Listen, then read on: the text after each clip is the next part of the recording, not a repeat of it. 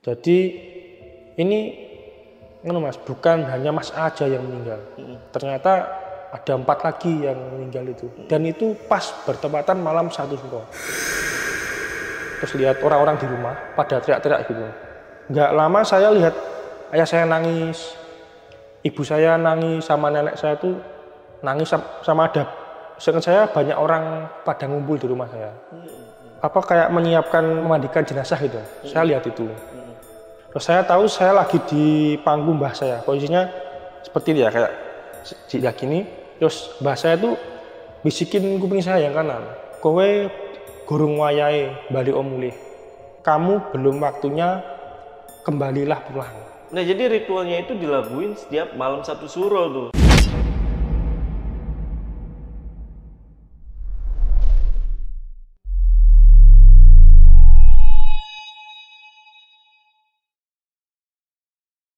Halo semuanya, kembali lagi bareng gue Jamal, dan hari ini gue kedatangan narasumber yang punya kisah tentang keluarganya yang dimana dulunya kakek dan neneknya ini pernah punya perjanjian gaib. Dan dari perjanjian gaib tersebut, keluarga serta keturunannya ini menjadi korban sampai ada yang meninggal dunia. Dan sebenarnya apa sih yang terjadi dengan perjanjian gaib tersebut? Simak video sampai habis dan selamat datang di Saksi Misteri by Lentera Malam.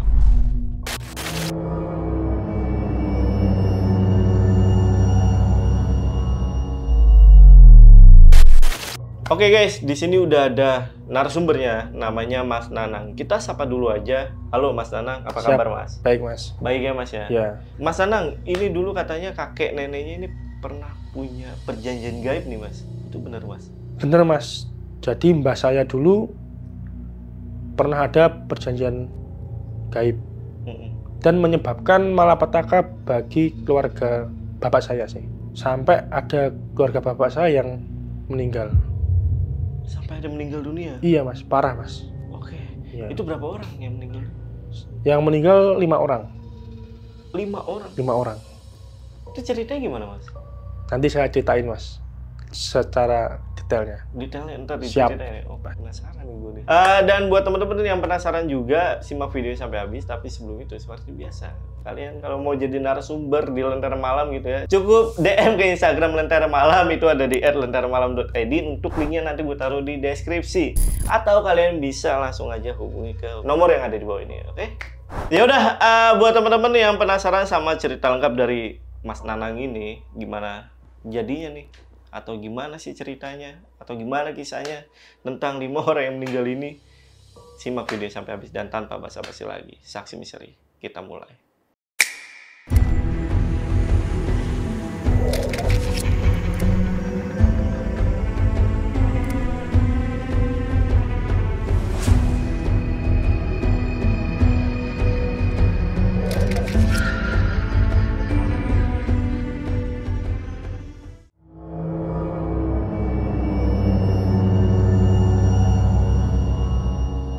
Awalnya waktu ibu saya hamil 8 bulan, hamil saya. Itu di rumahnya bapak saya. Awal kejadian itu ibu lagi tiduran habis sholat malam di kamar. Setelah itu ibu dengar suara orang jalan dan suara jeduk gitu, kayak orang bawa kayu gitu. Nenek-nenek itu masuk ke kamarnya ibu. Langsung ibu kan kaget, dan kata ibu saya ciri-cirinya tuh rambutnya panjang, warna putih, bajunya putih kayak kotor gitu, bawa tongkat. Terus wajahnya itu kayak hitam gitu. Terus ngomong ke ibu saya, anakmu tak jaluk, anakmu tak minta, dengan kowe tak kei opo sing mbok jaluk, kamu tak kasih apa yang kamu minta, ibaratnya seperti itu. Terus ibu saya namanya juga anak kan lebih dari segalanya ya, ibaratnya yang nggak mau, jadi kayak bentrok gitu antara si nenek lampir ini sama ibu saya.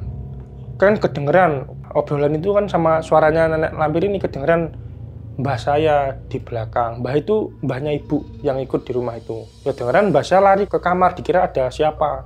Waktu lari mbah saya tahu, tiba-tiba langsung hilang gitu, sekejap kayak lap hilang gitu. Si sosok neneknya Neneknya itu. Oh. Iya. Jadi itu benar-benar makhluk halus ternyata itu ya? Bener-bener real itu. Disaksiin sama berapa orang waktu itu? Ibu saya sama mbah saya. Orang. 2 orang. Setelah itu saya udah lahir lah, udah lahir, jadi gangguan lagi umur 5 tahun. Umur 5 tahun itu waktu saya mandi, bapak saya di ruang tengah sama tukang servis TV lagi benerin TV itu sekitar jam 3:30 asar lah. Asar. Saya lagi mandi di kamar mandi belakang, lari ke depan. Saya langsung megang TV itu, Kak. Jadi Pak megang TV itu saya nggak tahu kalau saya tuh kena setrum itu. Jadi perasaan saya cuma getar aja semua badan sampai tiba-tiba saya bisa ngelihat saya sendiri. Jadi ngelihat saya di TV itu kayak loncat-loncat gitu ya. Terus lihat orang-orang di rumah pada teriak-teriak gitu. Nggak lama saya lihat ayah saya nangis, ibu saya nangis, sama nenek saya tuh nangis sama ada. Seingat saya banyak orang pada ngumpul di rumah saya. Kayak menyiapkan memandikan jenazah gitu. Saya lihat itu. Saya tiba-tiba itu perasaannya nggak sedih, kan juga nggak tahu kan kalau itu meninggal gitu, saya meninggal gitu. Terus saya tahu saya lagi di panggung mbah saya, posisinya seperti itu ya, kayak di gini. Terus mbah saya tuh bisikin kuping saya yang kanan. Kayak seingat saya tuh saya dengar, saya lihat saya dengar. Dengar itu kayak baca syahadat sama kata-kata Jawa, doa Jawa gitu. Terus tiba-tiba semua berubah jadi putih. Ruangan tempat di rumah saya jadi putih, nggak ada orang, putih itu kayak ada kayak putih aja, ruangan hampa gitu, Pak. Tiba-tiba ada kakek-kakek pakai surban, cuman wajahnya itu kayak bersinar gitu. Bilang gini, kowe gorong wayahe bali omulih, jadi kamu belum waktunya, kembalilah pulang. Saya bangun tiba-tiba. Saya bangun, kalau mbah saya sih nggak kaget ya, mungkin doa orang dulu atau gimana, kalau ditiup kupingnya katanya seperti itu, katanya iya. Terus ayah saya kan namanya anak cowok ya, makanya didambakan lah mungkin anak cowok itu, nangis sampai nggak karu-karuan gitu. Saya bangun lihat orang-orang, jadi ya batal, ibaratnya kayak acara mau pemakaman tuh batal. Pada lari ya enggak, cuman dilihat aja semua ngerumpul gitu di depan saya. Saya masih inget tuh banyak orang tuh ngeliatin saya. Jadi saya di panggung mbak saya, di depan itu banyak orang ngeliatin saya itu. Habis itu saya malam, itu kan kejadiannya sore mau maghrib. Malam saya dibawa ke rumah sakit. Rumah sakit karena badan saya pecah-pecah, bibir, tangan, kaki itu pecah-pecah, bener-bener pecah itu saya ngerasain. Coba lihat pecah, karena kena listriknya itu, Kak. Kan tegangannya besar itu kan. Itu dibawa ke rumah sakit. Di rumah sakit itu 2 minggu saya. Jadi anehnya itu, kalau orang tersetrum kata dokter itu darahnya kan turun, tapi saya enggak, malah darahnya tinggi. Anak kecil darahnya 170 apa? Iya, padahal kesetrum itu, kena setrum, sampai pecah-pecah semua itu. Ya darahnya tinggi. Jadi itu waktu di rumah sakit itu saya lebih sensitif terhadap seperti itu. Setelah kejadian yang ibaratnya mati suri lah ya. Iya, seperti itu katanya mati suri. Mati suri ya. Iya, pernah dengar juga sih, karena beberapa orang yang mati suri katanya tuh setelahnya tuh jadi lebih sensitif. Ya.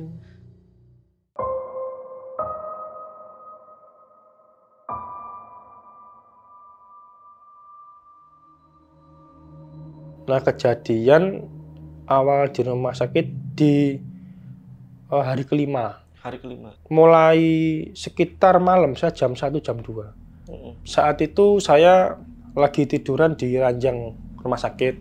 Jadi ranjang depan saya tuh pas pintu masuk ke kamar itu. Jadi ada pintu. Posisi pintu itu kan tertutup, Pak, malam itu. Itu sekitar jam 1-an, saya ingat. Karena saya nggak bisa tidur, tiduran aja sih sebenarnya, nggak tidur, kayak belum bisa tidur itu loh. Itu tiba-tiba ada sosok perempuan itu masuk nembus dari pintu depan tuh, lurus sampai lewat kamar mandi. Habis itu nggak balik-balik gitu, lama saya tungguin lama. Waktu itu saya ditemenin sama mbah saya. Mbah saya tidur nggak, saya bangunin nggak bangun-bangun. Itu sih yang awal-awalnya saya tahu sosok makhluk halus di situ. Jadi perawat itu nembus saya itu dari pintu depan pun udah nembus. Iya, cuman bukan perawat. Itu bajunya putih, menurut saya kan perawat. Tapi rambutnya panjang.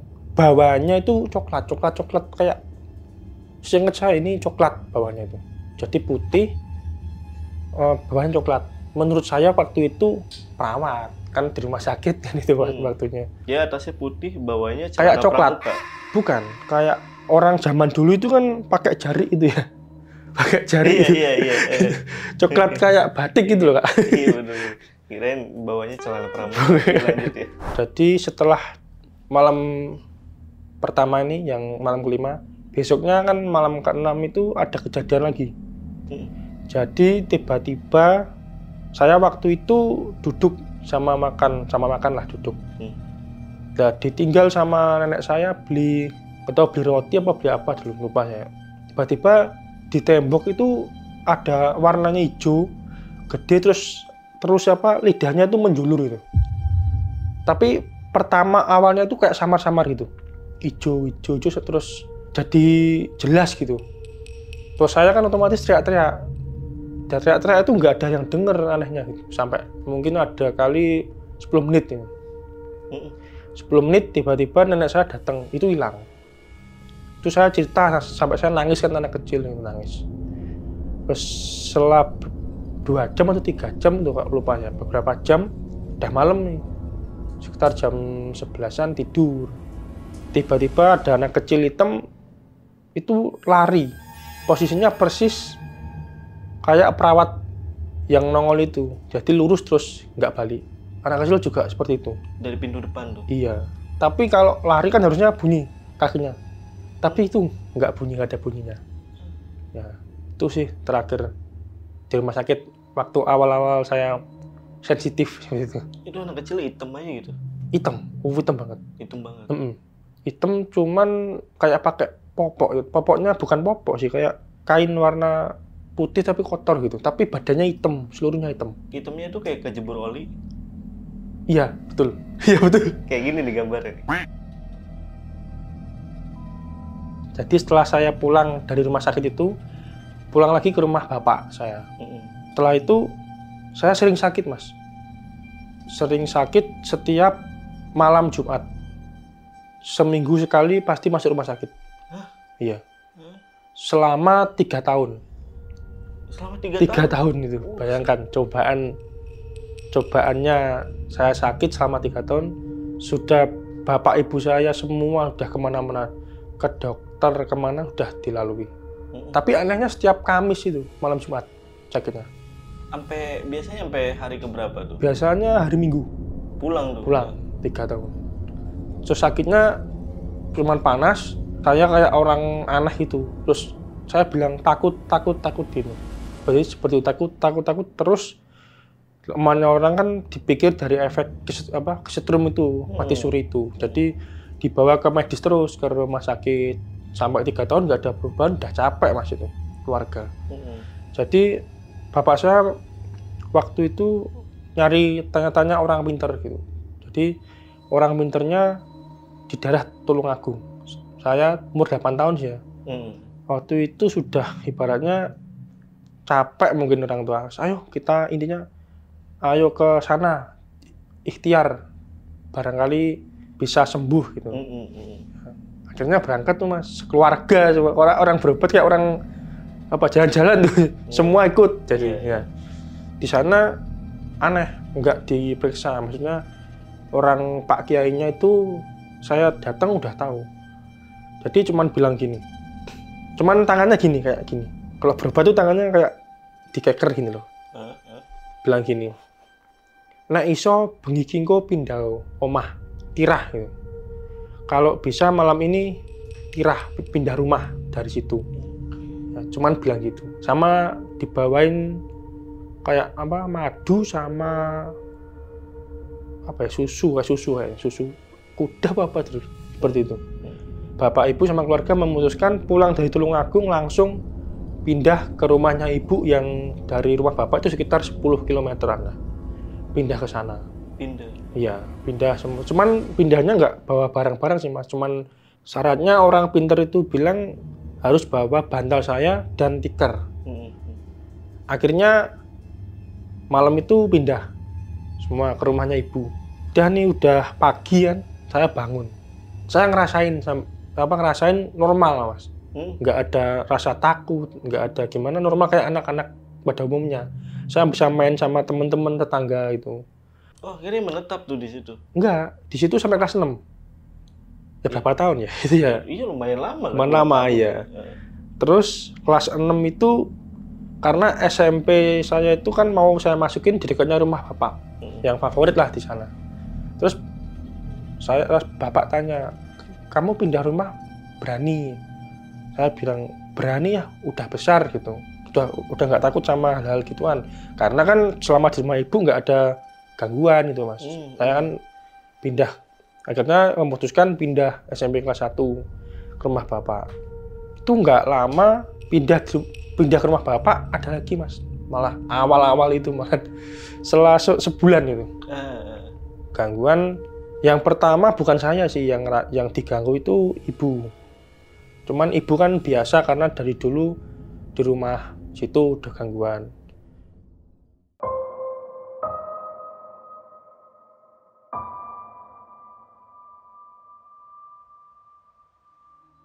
Jadi di bulan ke-7 saya kejadian lagi Mas, gangguan itu. Jadi awalnya jam 1:30 malam saya keluar kamar mau ke belakang ke kamar mandi. Kan kamar saya kan kalau ngelihat luar tembus sama gapura rumah. Jadi kan ada kacanya lebar itu. Tiba-tiba kayak ada merah-merah itu ketawa Mas. Saya kaget, orang gila mungkin, tapi nggak mungkin lah jam segitu. Tapi warnanya merah Mas, merah gitu. Mukanya merah, mana bunyi hitam sih. Itu nggak suaranya ketawa, cuman gimana ya, ketawanya tuh kayak dingin gitu, sunyi gitu. Ya terus senyumnya biasa sih. Saya cuek aja gitu. Habis itu saya ke belakang kamar mandi. Udah balik lagi. Habis dari kamar mandi saya lihat lagi tuh, saya di jendela nggak ada Mas. Udah lama saya nggak ngelihat aneh-aneh. Pertama lihat lagi, meriang saya Mas. Tapi pada saat itu takut gak sih?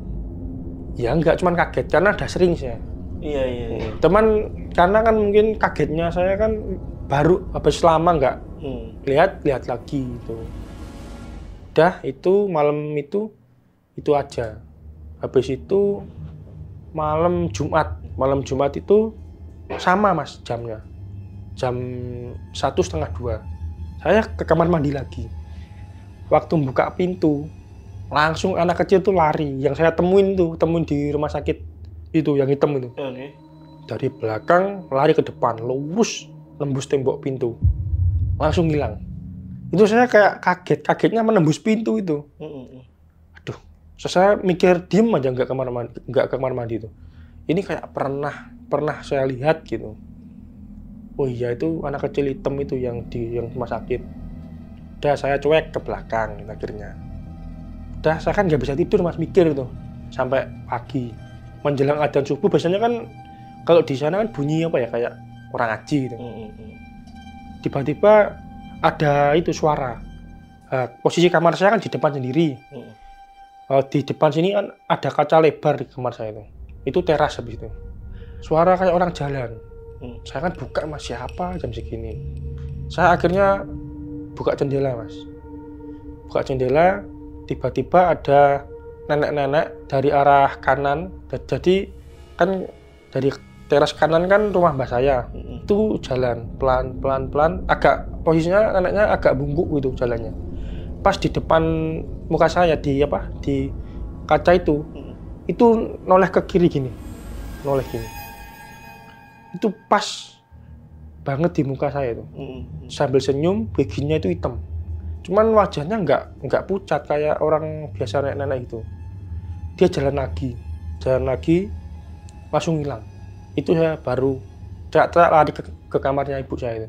Baru sadar kalau itu sosok gaib ya? Iya. Itu baru pertama sih, kalau yang di rumah sakit kan bukan. Itu nenek itu pakai baju adat Jawa, yang gini apa itu kayak pokoknya adat Jawa gitu lah.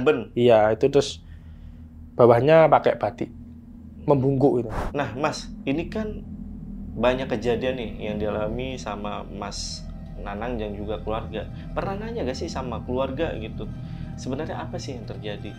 Ya, pernah tanya Mas, karena penasaran. Saya tanya ke ibu saya waktu itu. Ibu saya bilang mungkin disebabkan sama pusaka yang namanya Om Yang Jimbe. Itu yang punya mbah saya. Kalau kejadian paling ekstrimnya yang pernah dialami sama keluarga? Ada Mas, banyak dan ngeri pasti. Iya. Awalnya adik saya itu. Di waktu pulang dari Surabaya, kan ngekos di Surabaya. Pulang itu setiap tidur di rumahnya bapak itu dimimpiin sosok nenek-nenek yang pernah saya temuin pakai kebaya itu. Katanya bilang gini, bariki wayahe kowe mati. Habis ini waktunya kamu meninggal. Seperti itu. Jadi setiap tidur di rumahnya bapak, itu adik saya pasti dimimpin sosok yang sama. Setelah itu malam 1 Suro Mas. Ini yang mungkin bagi saya dan keluarga sangat membekas ya, mendalam gitu. Kalau setiap malam 1 Suro keluarga kami itu ngungsi Mas. Jadi pindah rumah sementara. Jadi setiap malam 1 Suro itu pasti saya dititipin ke rumah beli saya, entah ke rumah saudara. Karena ada suatu kejadian dulu dan saya alamin sendiri waktu saya SMA. Itu saudara saya sebut aja Mas A lah. Itu meninggal pas malam 1 Suro. Jadi malam 1 Suro itu sama saya ngobrol sampai malam jam 11 malam. Itu juga nggak apa-apa, sehat-sehat biasa, nggak ada gejala-gejala sih. Cuman anehnya kok sampai malam, biasanya jam 8 udah pulang dari rumah saya nongkrong gitu. Jam 11 itu ngobrol-ngobrol sampai kayak ada pesen gitu loh Mas. Habis itu udah nih pagi jam setengah 6 pagi. Setengah 6 pagi pas 1 Suro. Itu tiba-tiba ada suara orang tuh nangis-nangis sama ketuk pintu rumah kenceng.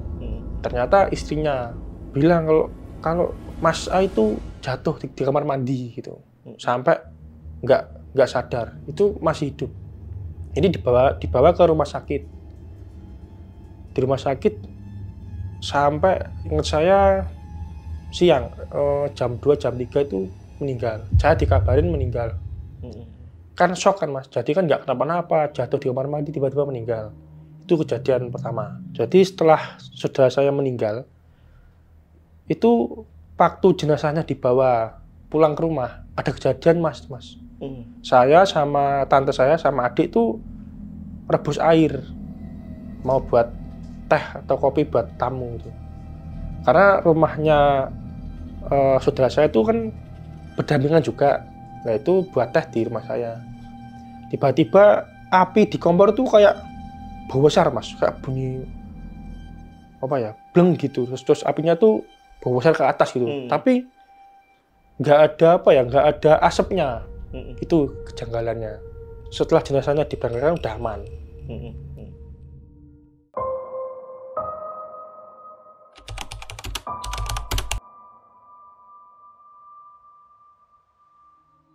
Jadi ini Mas, bukan hanya Mas A aja yang meninggal. Ternyata ada 4 lagi yang meninggal itu. Dan itu pas bertepatan malam 1 Suro. Nah, karena itu malam 1 Suro bagi kami dan keluarga itu sakral dan harus tirah itu. Pindah sementara. Iya. Saya kan tanya lagi Mas, karena juga tahu kan ada 4 orang lagi yang meninggal. Ternyata ibu cerita yang meninggalnya itu kenapa gitu. Jadi yang pertama anaknya bude saya meninggal semua. Juga meninggalnya kayak kering gitu Mas badannya. Kalau itu saya tahu. Anaknya bude yang pertama kayak kering, terus jalannya itu kayak jinjit gitu Tumitnya keangkat. Itu sering main sama saya soalnya pas dia masih hidupnya. Iya, jadi kakinya keangkat gini, badannya kowering sampai matanya itu mau keluar. Iya, cuman meninggalnya saya nggak tahu di mana meninggalnya. Entah di rumah Mbah atau di rumah Budi. Tiba-tiba pas saya makamnya juga nggak tahu. Itu, jadi meninggal. Terus kata ibu di mana itu? Kalau itu nggak tanya sih, cuman kalau Mas itu, Mas C itu, terakhir itu saya meninggal, saya nggak pernah tanya. Terus ada lagi Pak D sama Budi saya. Jadi itu bapaknya Mas A yang meninggal tadi, sama, setiap satu suro meninggalnya. Itu meninggalnya sakit langsung meninggal. Kalau yang bapaknya Mas A, ibunya Mas A itu. Habis itu pernah, kalau ini diceritain ibu langsung, saya tanya, adiknya bapak saya, itu di kolam meninggalnya. Kalau itu bukan ibu saya saja sih, ada tetangga sama mantan karyawannya Mbah bilang, kalau memang di kolam tiba-tiba ngambang gitu. Adiknya bapak. Itu sampai sekarang kalau pas ke makam ya saya doain, saya gitu. Dan terakhir Mas A tadi. Jadi ibu saya cerita baru nikah itu melihat mbah saya membawa Om Yang Jimbe itu. Gimana tuh ceritanya itu? Ceritanya awalnya gini, waktu sore itu malam satu suro, ibu saya mencari mbah saya karena kan udah sepuh Mas, jadi kan pasti dikontrol. Nah itu ibu ke rumah mbah saya, kan rumahnya kan rumah joglo gitu ya, soalnya sampingnya ada pintu, ada jalan kecil gitu. Itu ada satu kamar yang memang jarang dibuka, tapi itu ada jendelanya. Nah pas ibu saya masuk, itu ngeliat di jendela itu mbah saya lagi pegang keris gini-gini tuh, Om Yang Jimbe itu. Ya, mungkin ibu saya mau bilang bapak saya kan ya nggak berani Mas ya. Ternyata setelah itu dengan kejadian-kejadian yang kita alami, akhirnya bapak saya ngerti gitu Mas. Oke, jadi si benda ini yang tadi namanya Om Yang Jimbe itu ternyata keris ini. Iya. Nah itu tahu nggak Mas Nanang itu asal usulnya dari mana? Awalnya nggak tahu Mas, tapi lama-kelamaan saya itu penasaran karena apa yang saya alami dan keluarga itu. Jadi bahan pertimbangan saya harus tahu apa ini sebenarnya. Karena efeknya nggak cuma sakit Mas, banyak banget efeknya. Akhirnya saya ke orang pinter dalam artian kan karena ada yang sakit, pastilah dari dulu kan sakit. Ternyata dijelasin lah penyebabnya dengan kejadian selama ini tuh kenapa. Ternyata masih ada hubungannya dengan si Om Yang Jimbe itu. Iya. Jadi saya mencari tahu lagi kan lebih dalam. Kan awalnya juga masa sih saya kan seperti itu. Tanya lagi ke tetangga saya, juga orangnya juga bisa Mas. Itu perempuan cuma yang bisa. Emang kalau saya kan manggilnya mak emang bener ada seperti ini, ada keris Om Yang Jimbe. Terus ihole bener seperti itu. Jadi singkat ceritanya itu udah beberapa orang pintar yang saya tanyain Mas, dengan kejadian saya, gangguan gaib, dengan mungkin ngefek ke usaha saya seperti itu. Jadi Om Yang Jimbe ini belum tahu nih keberadaannya selama itu. Saya mencari tahu lagi. Singkat ceritanya saya ke Jakarta nih, ketemu anak angkatnya mbah saya, namanya Pak Lan lah sebut. Saya tanyain, Pak Lan, saya mau tanya, jawab jujur Pak Lan. Jenengan kan baik bahasa ya, jenengan kan biyen melu mbahku wis suwi. Kamu kan ikut mbah saya udah lama, dari kamu kecil. Sebenarnya Pak Lan tahu nggak Om Yang Jimbe itu apa? Karena banyak tetangga dan orang pintar ngomongin saya kalau ada Om Yang Jimbe yang tidak terurus atau tidak diuri-uri gitu. Itu di keluarga saya, di keluarga bapak saya. Terus saya itu bener gak Pak Lan? Jenengan yang tahu dari zaman dulu, jauh dari zaman Mbah Lanang saya atau kakek saya hidup, Pak Lan ini yang sering dekat sama mbah saya. Dari itulah cerita Mas. Iya nang, bener. Biyen aku sing gene nukokne sajene. Iya betul Nang. Dulu yang memberikan sajinya itu aku. Oke deh, ngasih sajian terus. Saya kaget, waduh bener nih. Berarti orang-orang pintar tuh beneran itu. Terus itu diapain Pak Nan? Jadi gini Nang, tak jelasin. Itu sebenarnya aman kalau diuri-uri, kalau diopeni gitu. Apa tuh? Dihargai lah ibaratnya. Oke. Jadi nggak dikesampingkan lah ibaratnya. Tetap ritual zaman dulu diterusin gitu maksudnya. Nah, ritualnya gimana Pak? Jadi itu ada beberapa orang, 4-5 orang yang ritual itu dilakukan. Masih dilakuin? Iya. Okay. Jadi yang ngelakuin itu satu yang megang ayam, yang motong ayam. Jadi itu ada sajennya, ada ayam cemani Mas. Oke, ini ritualnya berarti nih? Iya. Oke. Terus? Ayam cemani, kata Pak Lan itu ada dupa, kemenyan, pisang, sama kembang 7 rupa. Itu setiap malam 1 suro, harus Mas, wajib. Oke. Itu. Jadi itu pas malam 1 suro, Pak Lan ini pasti disuruh Mas ya, beli sajennya. Habis itu Pak Lan megangin ayamnya untuk dipotong. Yang motong ada sendiri di sana. Nah, bahasa itu yang ritual seperti itu. Cerita seperti itu. Memperkuat lagi beberapa bulan kemarin, sekitar bulan 12 atau 11 itu, ada tetangga saya ke rumah. Karena rumah saya kan kosong, yang itu rumah bapak kan, kita kan udah pindah Mas ke rumah baru. Pindah karena banyak gangguan itu. Nah, tetangga saya itu ke rumah bilang gini, tetangga saya tuh didatangin sosok anak kecil hitam sama nenek-nenek pakai kebaya. Itu yang kan kita serumah itu jadi saling menatap gitu ya Mas. Wah, lah kok malah ke tetangga gitu. Ternyata saya tanya lagi ke orang pintar lagi itu. Habis orangnya pulang, saya ngobrol nih keluarga. Waduh, kok malah tetangga, kan kasihan maksudnya. Ternyata ke orang pintar saya tanya itu, dia tuh pengen diopeni.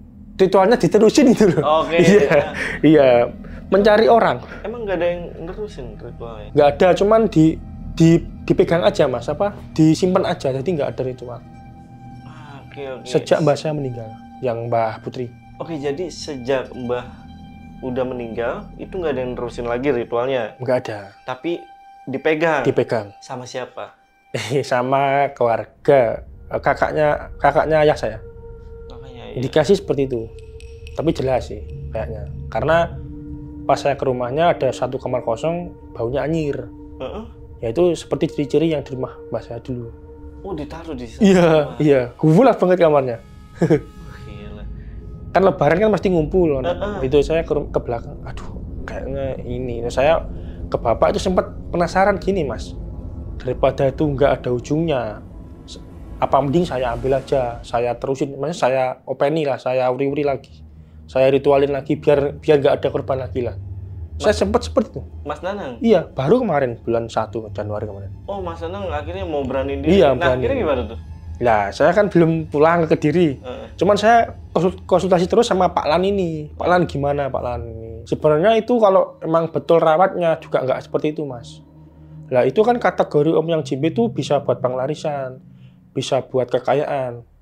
Itu beras itu, ini saya tahu tapi bukan itu punya orang lain. Oke. Itu dikasih beras itu, berasnya bisa banyak sendiri Mas.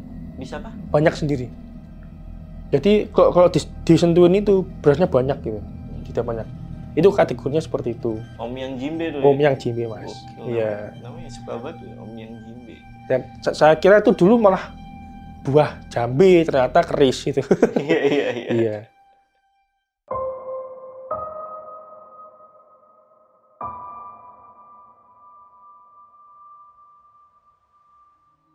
Nah, ini nih pertanyaan paling gong nih. Sebenarnya mbah lu itu melihara Om Yang Jimbe itu untuk apa sih? Nah ini saya ceritakan detailnya Mas ya, biar tidak jadi asumsi publik yang enggak. Maksudnya, jadi awalnya gini, mbah saya kan yang kakek saya itu orang Jogja, yang nenek saya orang Trenggalek. Itu sama-sama orang pinter, nenek buyutnya. Trenggalek itu uyut saya juga orang pinter. Dari bapak kakek saya, uyutnya juga orang pinter di daerah Jawa Tengah, di Jogja. Nah, itu ke Kediri, Mas. Jadi dalam mbah saya itu berdagang, pengusaha. Jadi mungkin biar anak cucunya nggak kelaparan, ya pengen hidupnya lebih mapan, dia membawa pusaka keris Om Yang Jimbe buat penglarisan. Karena dagang, iya penglarisan. Karena di tahun dulu pas mbah saya masih aktif berbisnis itu emang laris banget, Mas. Itu juga nggak ada, pokoknya di daerah sana namanya mbah saya pasti tahu semua. Nah itu karena saya juga nggak menyalahkan sih, karena nenek moyang saya, karena pasti mereka pengen kehidupan yang layak buat anak cucunya. Tapi dengan cara seperti itu kan efeknya mungkin mbah saya tidak tahu. Efeknya, ternyata efeknya seperti ini gitu loh, Mas. Sampai turun temurun. Ya turun temurun. Jadi saya di dalam hati pengen, itu misalnya saya ambil, saya ritualin, ataupun saya putus. Ibaratnya saya larung ke laut lah sama orang pinter. Saya benar-benar seperti itu sampai sekarang pun saya pengen itu. Biar saudara keluarga saya biar tenang gitu. Oh, jadi Mas Nanang itu pengen memutus perjanjian nih. Iya. Sama si Om Yang Jimbe ini. Iya, karena secara tidak langsung Om Yang Jimbe itu hidup, Mas. Iya. Karena anak kecil, nenek kebaya itu ternyata saya telusuri dan saya pelajari itu dari itu. Jadi itu hidup. Karena kenapa saya bilang hidup itu? Karena ritual satu suro kan minta darah ayam, Mas. Darah ayamnya kan disedot sama itu. Makhluknya itu. Diserap ya, diserap. Lah, hidup. Karena kalau itu tidak diputus kan sampai kapan kan kalau bukan kita yang Iya, karena saudara yang lain mungkin cuek. Tapi kalau saya orangnya kan mikir, Mas. Nah, jadi ritualnya itu dilakuin setiap malam satu suro tuh. Iya, betul. Oke. Tapi pas tepatnya itu satu suro, Mas. Satu suronya. Iya. Nah, karena nggak ada yang nerusin, sehingga akhirnya maaf ya, ini jadi beberapa keluarga yang meninggal. Iya. Nah, itu kabarnya gimana lagi tuh? Ini ya, Mas, yang menarik nih sampai saat ini, detik ini yang saya patut saya alhamdulillah. Jadi keluarga bapak saya masih utuh, keluarga saya, ibu, bapak, saya, adik, anak saya, pokoknya utuh lah semua. Nah, keluarga saudara bapak itu udah banyak yang meninggal, terkena satu suro itu. Jadi sempat saya tanyakan ke orang pinter, kan saya kan tanya kehidupan saya, biasa kan saya ke orang pinter, Pak atau Mbah gitu, saya kok banyak banget sih cobaan berat banget, sampai ya bisnis kayak gini, sakit-sakitan. Kenapa Mbah? Saya pengen keluar dari zona seperti ini. Nah, Mbahnya bilang gini, nggak banyak omong, Mas, itu, Mas. Kamu keluarga masih utuh, apa pilih kekayaanmu banyak? Pilih yang mana? Pilih keluarga ada yang meninggal tapi kaya, atau keluarga utuh tapi hartanya itu sederhana. Itu. Saya lebih pilih berkeluarga, Mbah, gitu. Karena kan saya depresi, Mas, karena kenapa sih kok kayak gini terus gitu. Nah, karena seperti itu. Jadi saudara-saudaranya bapak itu kan kekayaannya masih kaya-kaya lah, masih aman gitu ya. Ya, maka dari itu ada yang meninggal. Ataukah mungkin si Om Yang Jimbe ini tidak diritualin setiap satu suro, akhirnya efeknya itu minta nyawa itu. Jadi bisa harta tukar nyawa, atau keris itu tidak ada yang ritual satu suro. Itu ada dua itu yang saya yakini sih, Mas. Om Yang Jimbe itu. Karena Om Yang Jimbe kan penglarisan kekayaan sih, Mas. Jadi kan pasti ya nggak mungkin lah barang seperti itu kalau nggak minta ganti lah. Kita kerjaan pasti digaji lah. Itu barang seperti itu disuruh kerja ya pasti minta gantinya gitu loh, Mas. Iya. Ada hubungannya sih. Oke. Ya intinya berarti ternyata biarpun keluarga dari Bude itu udah nggak ada yang lengkap, tapi hartanya masih. Masih itu. Om Yang Jimbe tuh. Iya. Mantap namanya Om Yang Jimbe. Barangkali Mas Jamal berkenan. Wah, enggak ada. kayak gitu mah nggak ada, udah normal aja lah. Iya. Iya, karena Mas Nanang kan tadi udah mau memutus. Iya, tapi nggak tahu nih dikasih atau enggak. Ya itu sempat sih mah ngobrol sama bapak sama ibu. Kemarin sempat berantem juga sih saya. Ya. Intinya saya ngotot pengen barang itu. Karena turun-temurun. Iya, entah di bude saya nggak ngurus, saya minta. Ini saya cari orang pintar, gimana cara ini diputus itu bisa nggak? Iya. Ataukah saya terusin gitu. Iya. Tapi diterusin juga istri saya nggak mau gitu loh Mas. Pasti harusnya kita putus lah. Iya, putusin aja lah. Iya, harus kita putus. Tinggal nunggu setannya aja, gue pelihara aja nih. Oke, Mas Nanang, ada pesan nggak ini untuk pasukan Lentera Malam yang lagi nonton? Iya, pesan saya separah apapun cobaan dan ujian ekonomi Anda, pemirsa semua teman-teman, intinya jangan cari jalan pintas. Tetaplah sabar dan bekerja semampunya lah. Jangan cari jalan pintas kayak pesugihan. Iya, jadinya pesugihan. Jadinya kan bahaya gitu. Iya, betul banget. Oke, itu tadi pesan dari Mas Nanang ya. Mas Nanang, sekali lagi terima kasih udah datang ke Lentera Malam. Siap. Jadi video kali ini gue tutup. Gue Jamal dari Lentera Malam dan Mas Nanang izin pamit.